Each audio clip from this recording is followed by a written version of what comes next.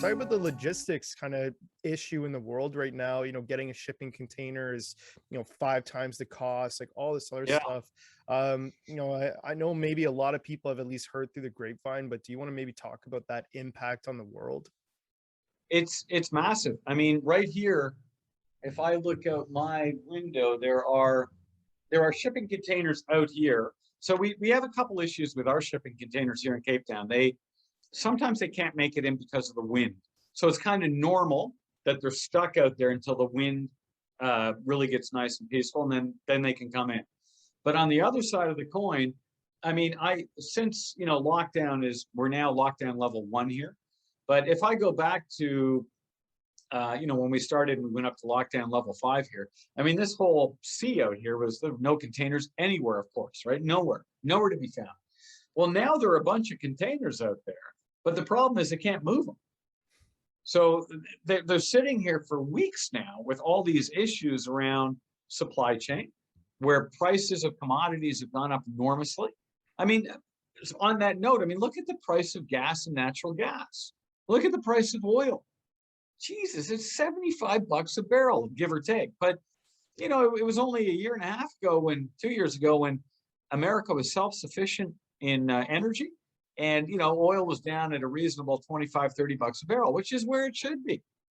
But here we are at $75. It's like, oh my God. And now the US is pleading to the Arabs to ask them, can you please pump some more oil? We need the oil. Like, this is like crazy. How is it that the last administration, just a year and a half ago, were energy sufficient, and now we're begging to have them pump more oil, and it's $75 a barrel? So all these issues with the containers and stuff, we see them directly here in Cape Town, and it's an enormous issue on price. And again, it goes towards inflation. I mean, the I know that we have. So we were shipping stuff out to Dubai from here. The price of that shipment is about, I'd say, 30 to 40% more than it would have been just 6 months ago. And that really is your margin in any type of business. And then you start to say to yourself, well, hang on, I don't want to ship that. If my margin is gone, there's no point keeping an inventory here for now. And when we're ready, we ship. And it's causing all these logistical issues because, as you know, Cape Town feeds on both sides. And if it's not going to go out, then you're not getting that product out to the final destination. And then they're hurting. It's crazy. Agree, and I'm sure everyone is kind of noticing things have gone up, obviously, for a lot of reasons, and logistics, inflation, you name it, all over the place. So what? I got it. Sorry for cutting you off, but I got to Yeah. tell you a cute story here from beautiful Woolworths, which is like your Whole Foods kind of. I mean, Woolworths, the chain's been around forever, but it's here. It's a good brand, a nice brand, and I get this. I have like the biggest joke with myself. No one gets it, but you go to the vegetable section now and you buy.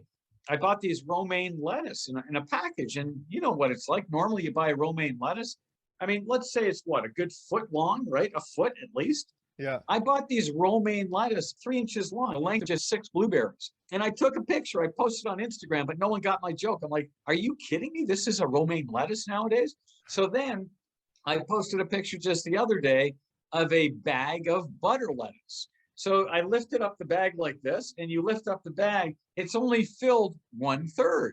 And when I picked it up in the store, I'm like, I've got to buy this because this is such a great joke. I'm like, are you kidding me? So what they're doing, everyone's playing this game now, is they're not packing it the way they should be. If they're not moving the price up because they know the sticker shock will freak people out. So they're just taking out half the product. Here's your romaine lettuce. Here's your butt. You want raspberries? Yeah, you get half as many. It is nuts.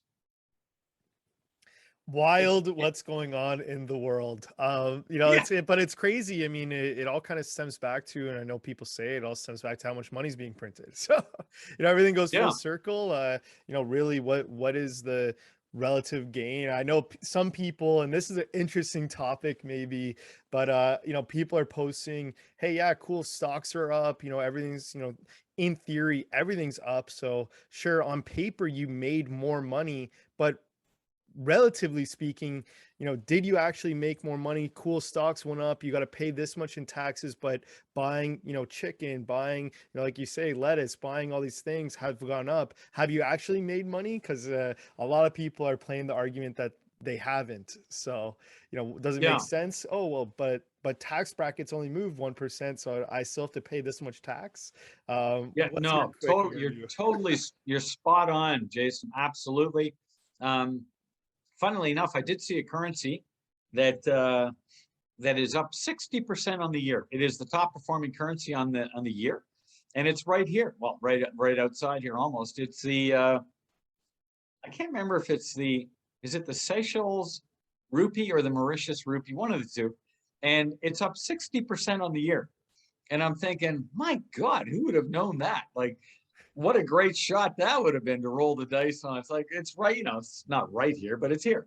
And I found that art fascinating. I'm like, oh my God, like, you look at that as a currency play. Who would have thought? Well, why is that? Just curious. Well, yeah. So the Haven't printed claim, as much, or they're no, backed by well, something? they haven't, and the claim that they drew, it's a true claim. Like when the COVID hit, they went to the population immediately and they secured as many vaccines as possible immediately. And they went out and said to everyone, here, vaccinate. And everyone did. And there was no bullshit about it. Everyone got vaccinated and everyone there is vaccinated. And that's it. So everyone looks at that place as being stable and a great place to, go do what you need to do. And it was good thinking on their part. I mean, one of the big issues, of course, still in the U.S. is on to vaccination and Lord Fauci or Saint Fauci. Um, he, it's like it never ends with the vaccination. Listen, I'm vaccinated. I got my 2 jabs. I believe in it. I believe that the outcome is much better if you do get vaccinated than if you don't, and that's what I did. And you do need it to travel. So Yep. here you go. I got my 2 jabs, all done. Um, but I also believe that, you kind of look at all these states that are now telling doctors, nurses that you can't go back to work, or high school teachers, whatever, or school teachers, you can't go to work unless you're double vaccinated and stuff. And I'm sitting here going, oh my God, it's like beyond lunacy that all these people are being told they can't work. And if you look at the demographics of who has the vaccine and who doesn't, you got, I think, 70% of the white people in around there have the vaccine, and only 10% of the black people in America have the vaccine. So who's really going to get hurt? They can't go to work. And it's like, I sit there and go, haven't you guys thought this through properly? And I think it goes back to the same old thing I always talk about. It's like critical thinking has been thrown out the window. People can't sit down and debate, have a great, interesting dialogue about facts, about real science, about real research. Like they can't do that. All they can do is argue about, just like big statements that don't make any sense. And then they bring all the rest of the bullshit that we've all listened to for the last, couple of years about racism and everyone's a racist and all. It's like, we got to stop doing this. It's destroying the world. It really is. It's destroying the world.